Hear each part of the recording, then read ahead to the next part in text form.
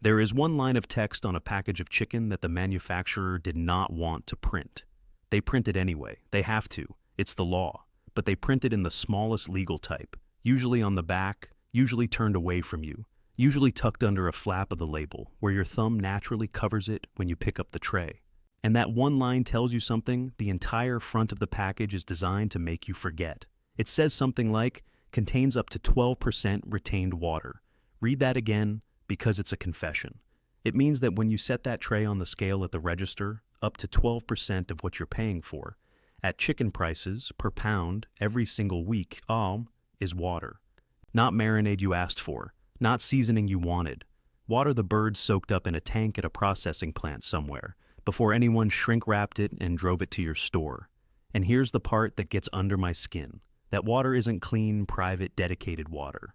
On most American chicken, it came from a communal chill tank, a large moving bath of cold, chlorinated water, where your bird floated alongside thousands of other birds, absorbing whatever the plant put in the water and picking up whatever the carcass ahead of it left behind. There is another way to do it. It's called air chilling. Instead of a shared bath, the birds are cooled with cold air. No tank, no shared water, no absorbed weight. In fact, an air-chilled bird comes out slightly lighter than it went in, because a little moisture evaporates. In one controlled study comparing the two methods side by side, the water-chilled carcasses gained around 5% of their weight in the chiller. The air-chilled ones lost about 1.5%. So, one bird gains water, the other loses it, and you pay by the pound for both. That single difference, communal water bath versus cold air, is the thread running through everything I'm about to show you. It decides which stores are worth your money and which ones are quietly selling you liquid at meat prices. It shows up on the label if you know the 6 words to look for. And once you can see it, I promise you cannot unsee it. So here's the plan. I'm going to count down 12 grocery stores where the chicken case deserves a lot more suspicion than it gets, working from bad down to the worst. Then I'll flip it and show you 4 chains that genuinely do it right, ending with one that has essentially removed every problem in this video from its shelves, and it isn't the expensive one you're expecting. Then I'll show you why supermarket chicken is legally riskier than almost any shopper realizes. And I'll finish with 5 rules that protect your family in any store, including the worst one on this list. There is a very real chance your regular store is coming up. Let's find out. Quick thing before we start, and then I'll leave you alone. I want to know what's actually in your cart. Drop a comment right now with the store you buy chicken from most weeks. Just the name, that's it. I read them, and honestly the comments on these videos are where I find half of what I investigate next. And if you like consumer breakdowns that go to the label and the regulation instead of just vibes, subscribe and hit the bell. Because we do one of these every week and the next one might be sitting in your fridge already. All right? Number 12. 12. Target. We start shallow. At a store almost nobody walks into thinking I'm here for poultry. For most of the country, the Target grocery section is a department bolted onto a department store. The poultry case reflects that exactly. Sealed, case-ready packages, frequently previously frozen, arriving from a plant and going straight onto a shelf. No butcher, no cutting room, no one in the building whose job is that bird. And the failure here isn't really the chicken. It's you, and I mean that gently because it's me too. When you're in a store for shampoo, a phone charger, and a birthday card, your shopping brain is completely off duty. You drop a tray of raw poultry into the cart next to a pack of towels, and you give it the same half-second glance you gave the towels. But that tray is the one item in your cart that can put someone in your house in a hospital if it's mishandled. It deserves the 2 seconds it takes to flip it over and read the back. Nobody in that aisle is going to do it for you, because there is nobody in that aisle who knows anything about that bird at all. Convenience isn't a crime, just don't let convenience switch off the part of your brain that reads labels. 11. Dollar General. Now, the store that has quietly become the only grocery option for miles across enormous stretches of small-town America, which is precisely why it belongs on this list instead of being ignored. The poultry offering is exactly what the format allows. Frozen bags and boxes, breaded patties, nuggets, the occasional frozen tender, stocked near the canned soup, no fresh case, no whole birds, no butcher, no one to ask. I want to be careful here, because for a lot of families, this isn't a lifestyle choice. It's the only food retailer within a 30-minute drive. So, I'm not scolding anybody. I'm naming what it is: the most processed, most shelf-stable end of the poultry supply chain, sold cheap, with nothing between you and the plant. If this is your store, 3 things. Buy the least processed thing available. Plain frozen parts over breaded, always. Keep it frozen solid until the day you cook it. And ignore the photograph on the front of the box completely, because in a store with no meat department, that picture is the only story you're being told, and it's the least reliable narrator in the building. The 5 rules at the end of this video were written for exactly this situation. 10. Trader Joe's. This one's going to sting, and I want to be precise about why, because I like this store. We are judging one thing today: chicken. And on chicken, Trader Joe's has a structural gap. There is no butcher counter in any location. Not a bad one, none. Nobody breaking down birds, nobody cutting to order, nobody you can ask a question. Everything in that cold case arrived sealed, processed, and chilled somewhere far away, and a good portion of the conventional line is ordinary water-chilled commodity poultry, same as anywhere. Now, they do carry air-chilled options, and if you shop there, you should be actively hunting for them. They exist, and they're worth buying. But the default experience is buying on faith with nothing to read but a barcode and a cheerful label. The issue isn't that the bird is uniquely bad here. It's that there is no path to better. No counter, no butcher, no question you can ask, no request you can make. The store's whole design philosophy, small footprint, private label, no service departments, is brilliant for frozen food and snacks, and about 100 other categories. On fresh chicken specifically, it means you take what the truck brought. And here's what should bother you slightly: the friendly, hand-drawn, small shop aesthetic makes it feel like a specialty grocer.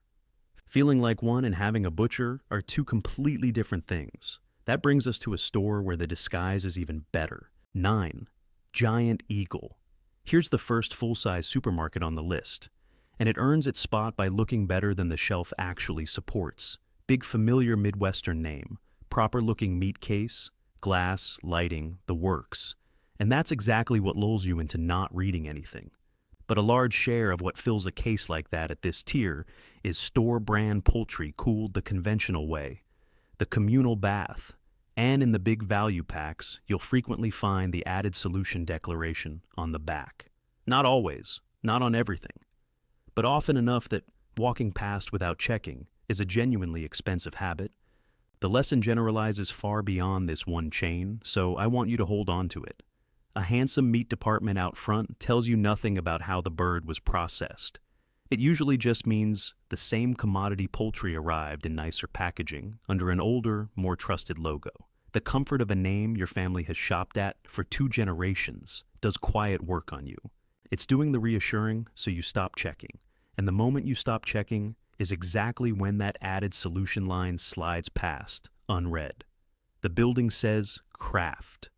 The label, if you read it, says commodity. 8. BJ's Wholesale Club. Now we hit the warehouse problem, and this is where the arithmetic starts to get genuinely annoying. The entire proposition of a club store is buying big. On chicken, that means giant family packs and multi-pound trays. And at this tier, those are typically standard water-chilled commodity birds, with the larger value packs frequently carrying an added saltwater solution on top of that. 2 problems stack on top of each other, and almost nobody notices the second one. First, the money.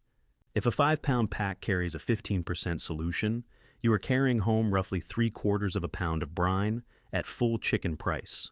Once, that's irritating. Every restock for a year, that's a real number. Do that math out loud in the aisle sometime. It changes how you shop. Second, and this is the one people miss, you are bringing home far more raw poultry than a single meal needs.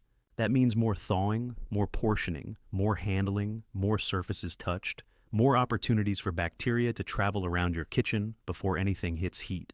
Bulk multiplies your exposure, not just your savings. Bulk is genuinely thrifty for paper goods and cleaning supplies. For raw chicken, it often means buying a lot of salt water at once and juggling a lot of raw bird. If you're going to do it, and plenty of families have to, split it and freeze it the hour you get home, and read that solution line before it ever reaches the register. 7. Food Lion, a discount banner built around hitting the lowest possible shelf price. And here's the thing about a low shelf price on chicken. It has to come from somewhere. Chicken is one of the easiest proteins in the entire store to make cheaper, without changing the number on the sign, because water is cheap and meat is expensive, and the two look identical under shrink wrap. So at price-led banners, the conventional store brand birds are where you'll most often find the enhanced or solution-added declarations. And it's not exotic wrongdoing. It's a chain competing as hard as it can in regions where price genuinely wins, doing a legal, disclosed, industry-standard thing. But watch what it means at your stove.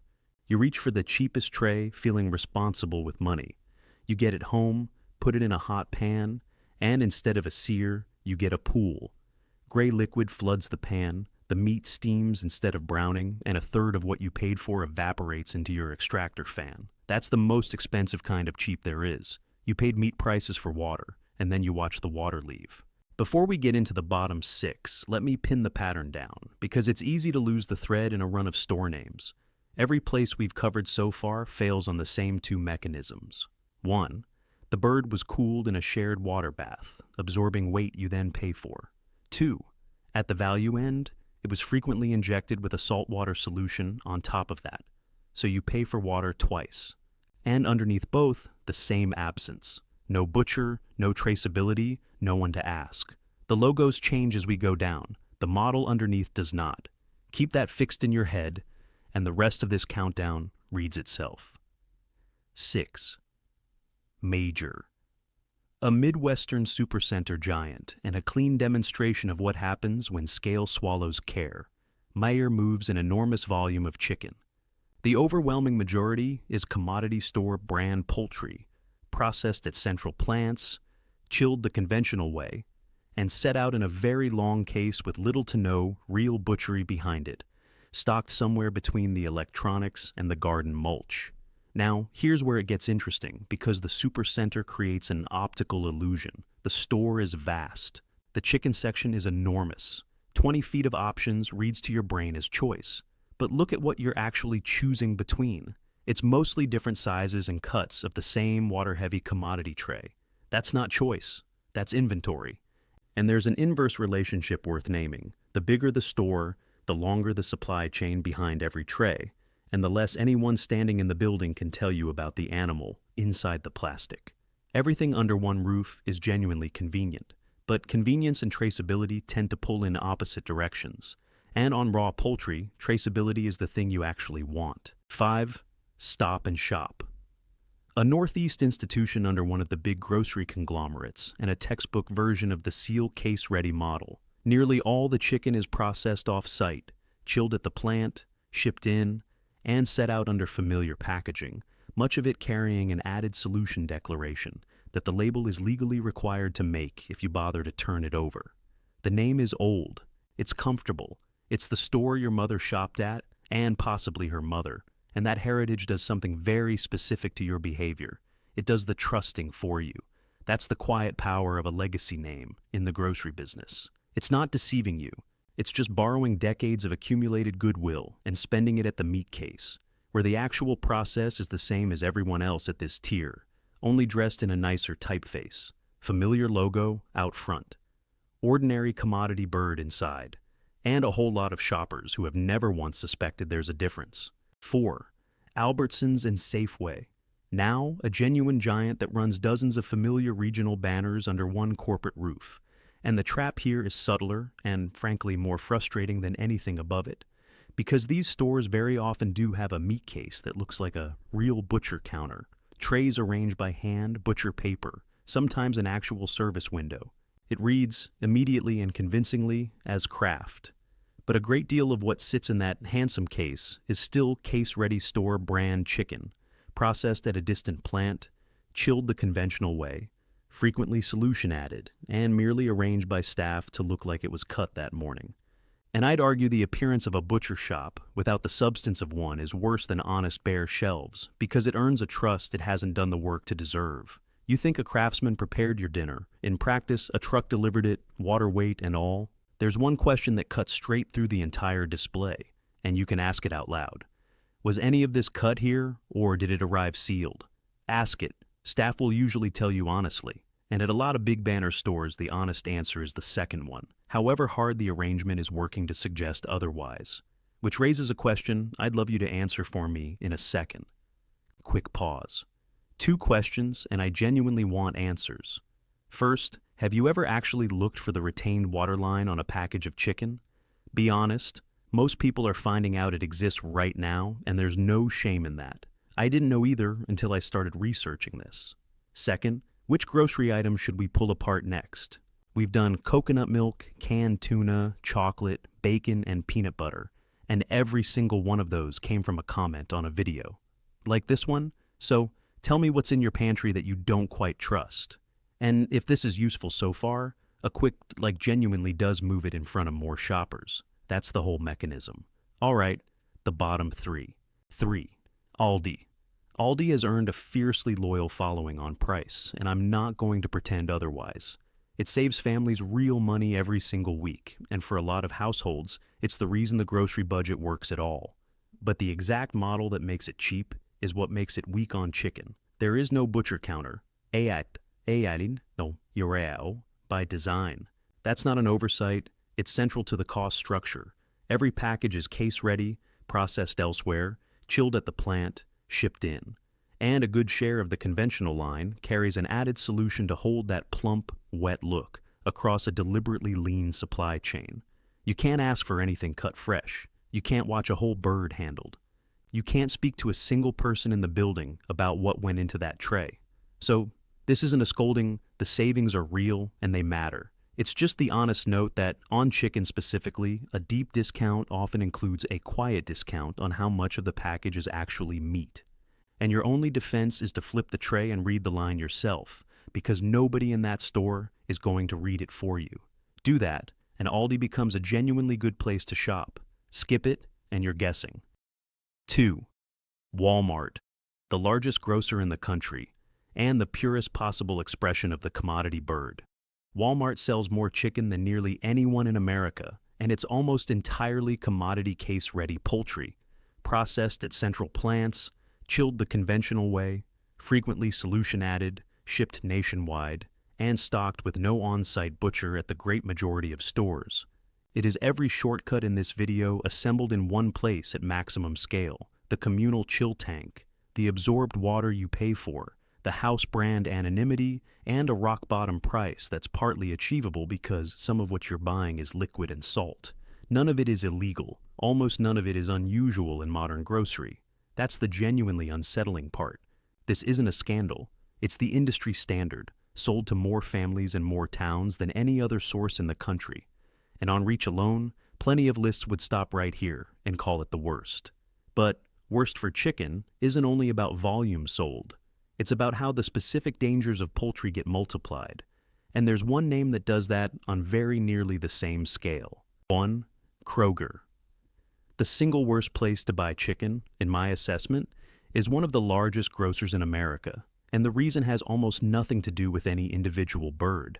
It's about what happens when the commodity model collides with a fact I'm going to spend the next section proving to you.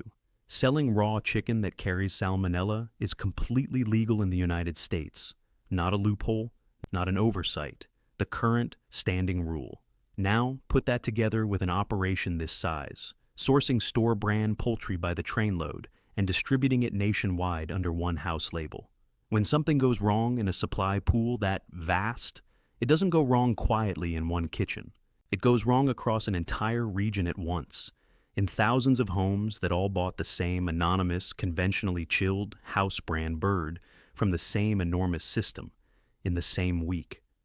Every element lands here simultaneously: the added water, the shared bath, the legally permitted pathogen, the house brand anonymity, and nationwide reach. And I want to be fair about what I'm actually saying. This isn't a claim that one company is less ethical than its competitors. It's a warning about scale itself.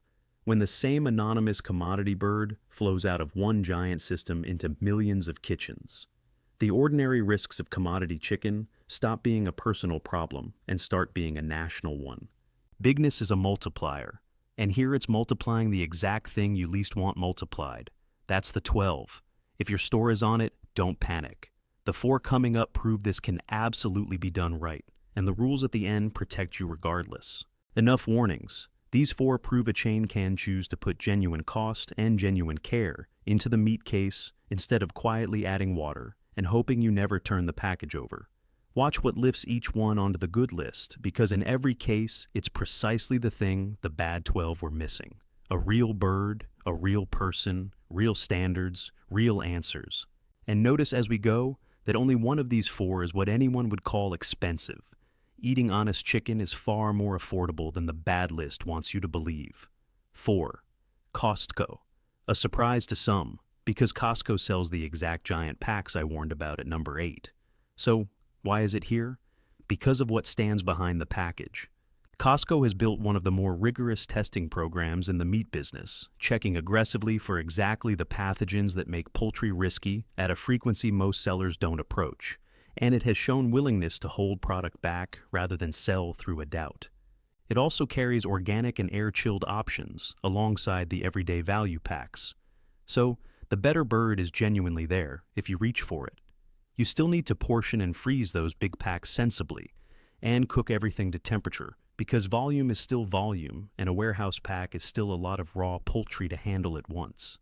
But that quiet, expensive diligence happening in a lab where no shopper will ever see it, when a company that size spends money on your safety that it could easily have kept, that choice shows up in the reliability of what lands in your cart. That's worth real trust. 3. Publix. This is what a functioning meat department looks like.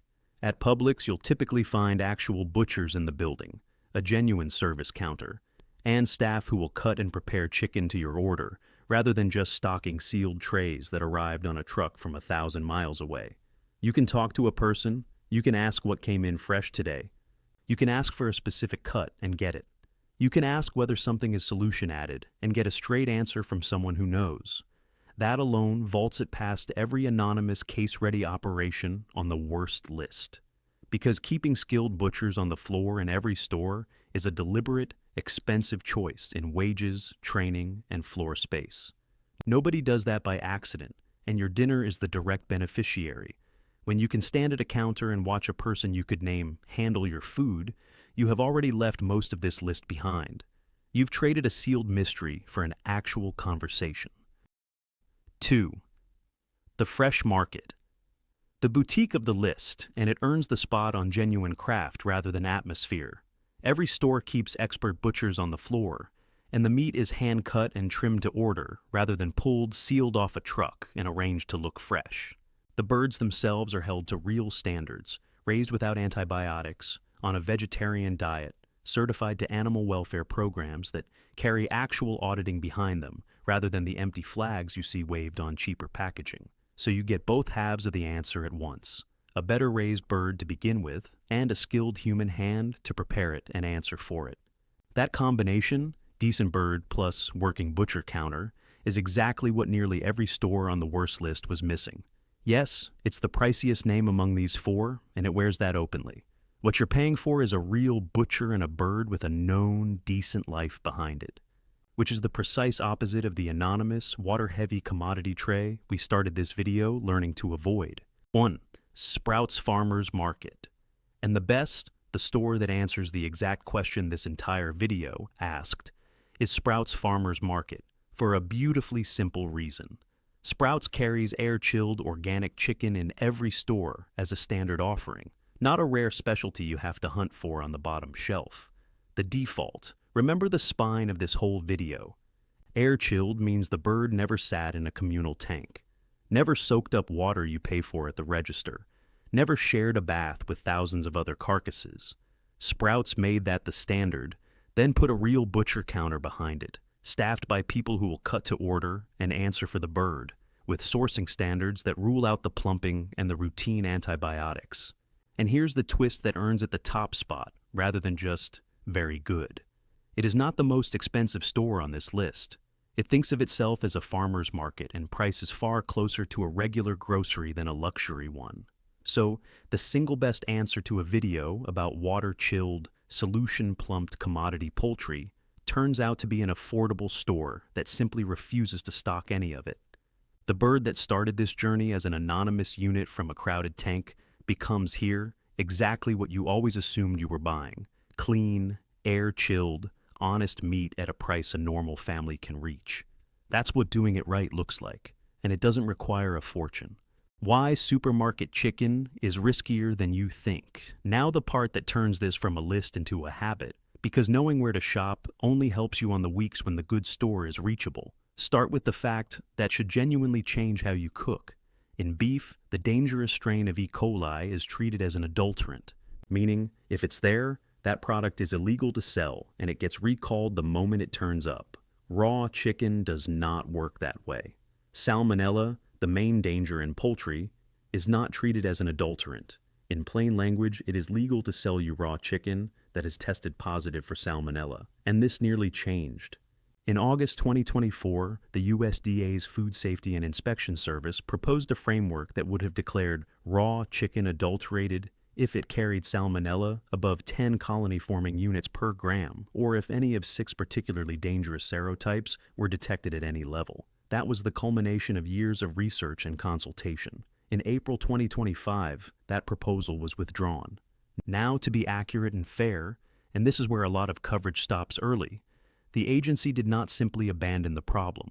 In January 2026, FSIS held a public meeting to work on a new approach, looking at better use of data, alternative performance standards, and options workable for small producers. Something may well replace it.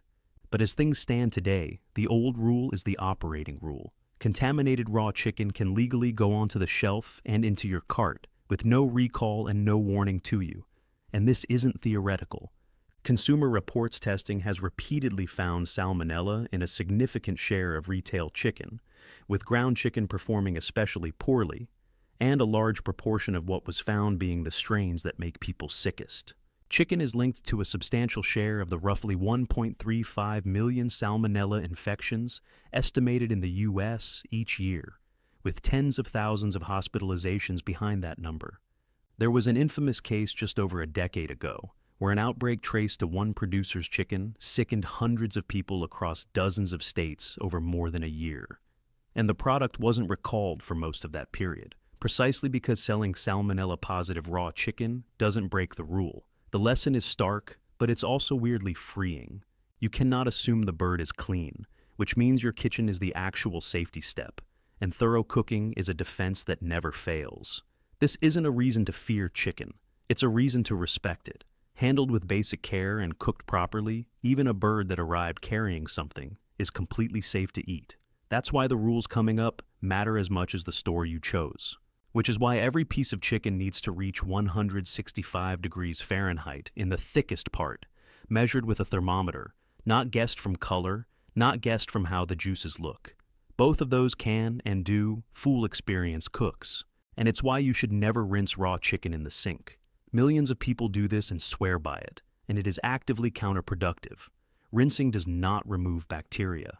It aerosolizes them and sprays them across your counter, your tap, your dish towel, and whatever's sitting nearby, very possibly the salad you were about to eat raw. Heat destroys salmonella completely and reliably. Water just relocates it. Now, the chilling, the heart of this whole thing. Most American chicken is cooled after slaughter by immersion in a communal cold water bath, usually treated with chlorine or a similar antimicrobial. It's fast, roughly 50 minutes, and it's cheap at industrial scale, and it does reduce overall bacterial load. That's the industry's honest defense, and it isn't nothing. But it carries two costs. The first is cross-contamination. Bird after bird passes through the same shared water. Whatever one carcass sheds, the next one can pick up. Studies have found fewer air-chilled carcasses testing positive for salmonella than water-chilled ones. Exactly the pattern you'd expect when you stop dunking thousands of birds in a common tank. The second cost hits your wallet on every single trip. The carcass absorbs water in that bath. USDA itself notes it is not unusual for poultry to declare 8 to 12% retained water on the label. Air chilling, by contrast, cools each bird individually with cold air over 90 minutes to 2.5 hours. No shared water, no absorption, and a small net moisture loss. Worth knowing, air chilling has been standard across Europe since the 1960s. It wasn't introduced in the United States until 1998. America is the outlier here, not the innovator. Now, multiply 8 to 12% across every chicken purchase, in every household, across an entire country, every week of the year. It is one of the quietest and largest transfers of money in the grocery business, and it happens one heavy tray at a time to people who have no idea it's occurring. Then comes the plumping, which is worse. Many processors go a step further and inject raw chicken with a solution of salt water, broth, and additives like phosphates that help the muscle grip and hold even more liquid. That's why a label may read enhanced, basted, self-basted, or contains up to X% of a solution. On a plumped bird, a genuinely large chunk of what you carry home is salt water. 3 consequences. It floods your pan so you can never get a proper sear. You get gray liquid and steam instead of a golden crust. It can turn a plain, unseasoned breast into a serious sodium load, several times the sodium of natural chicken, which matters enormously for anyone managing blood pressure. And you paid full meat prices for every ounce of it.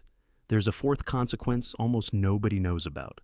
And it's a great argument for air-chilled, even if you don't care about the money.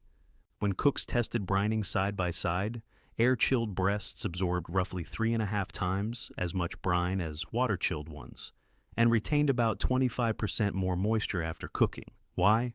Because meat already loaded with retained water has no room left to take up seasoning, so the water-chilled bird can't be brined properly and can't be seasoned properly. You're fighting the processing every time you cook. The loophole you need to know about. Here's one. The good guy side of this industry doesn't advertise. Not all air-chilled labels mean the same thing. Some producers have adopted partial or hybrid air chilling that still involves chlorinated dips or sprays somewhere in the process, while the front of the package says air-chilled. So the strongest signal isn't actually the phrase air-chilled on its own.